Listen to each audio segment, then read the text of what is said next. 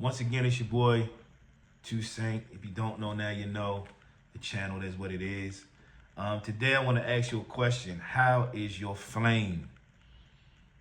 Meaning, how is your flame that God has put in you for good works? How is it? And again, I talked about this book some months ago, and I want to talk about this again. This is a great book. I had my pastor look at it, and he speaks Greek. I don't speak Greek. That's why I like this, because it helps me unpack these things a little bit more. But yeah, this is it right here. So take a look. Greek word study. Chris Palmer. Again, today the word I want to go through is 2 Timothy 1:6. For this reason, remind you to fan into your flame. So it says, for this reason, remind you to fan into the flame the gift of God, which is in you through the laying of hands. So he's saying there's already a flame in you, and may you fan it. Remember, fire infernos don't start just big. They start from something small. Excuse me. So you got to think about that. If a fiery flame is blazing, it started from something small. That's why I said, how is your flame this morning? How is your flame in you that God has created you? Is your flame still small? If so, fan it. Meaning that do what God has called you to do. Take the step to what God's called you to do. I have to do this for myself. There's areas in my life I said, no, the fan needs to be, I need to blow the fan over here to get this fire burning to where I need to go. So you got to think. I was reading this book too, and it was saying that, people may not realize that a flame the size of a cigarette tip can cause a city-wide firestorm. Wow. And yet in 2 Timothy 1:6, God's word reminds us how powerful a small spark can be if it's fanned into a flame. So today, God has made you a certain way. A lot of us are sitting on gifts, sitting on things we need to do, and God has made you a certain way. Paul is telling Timothy, you already have this gift. You already have what God is calling you to do.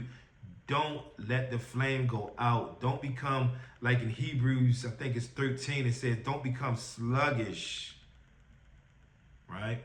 And that's why you need community too, so we can continue to do our gifts. And this is something I'm going to be teaching on in church soon too, because it's a very interesting thing. So the Greek word for this is a two-part. So it means, that word fan into flame is two-part. It means word made up again, amber, hot, coal. And it's saying these two words together, which I can't pronounce the Greek word, anaphoribian, something like that. Together, the two words mean something like stir up the amber and rekindle the hot coal, right? The idea is reuniting a tiny fire until it bursts into large flames. Given the right wind, it can be stirred up into a wildfire or a raging inferno, right? So today, blow up the spot is what I'm saying. Blow it up for Jesus. You got a lot of gifts and talents in you. Blow them up for Christ. Fan that flame. Get with other believers so you can stir each other up for good works. Paul is clearly telling Timothy. Timothy is a young pastor. He's going through trials and tribulations. And even Timothy has been arrested too. Paul is already in jail. And he's telling them, continue for the fire to burn. Fan it. Keep going. God is with you. He says that God will never leave you nor forsake you, what he talks about in Hebrews 13:5. So we got to continue to do the work. Do the work. And just think about it. What is it? Is my flame not even lit at this point? Have I covered it? Because it says that a little cigarette butt on dry land can tear up a whole city.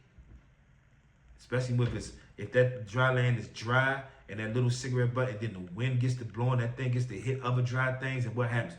Whoosh. That's the way we Christians should be. So I have to leave you with that. So, and what I always say is, if you don't know, now you know. Burn your fire.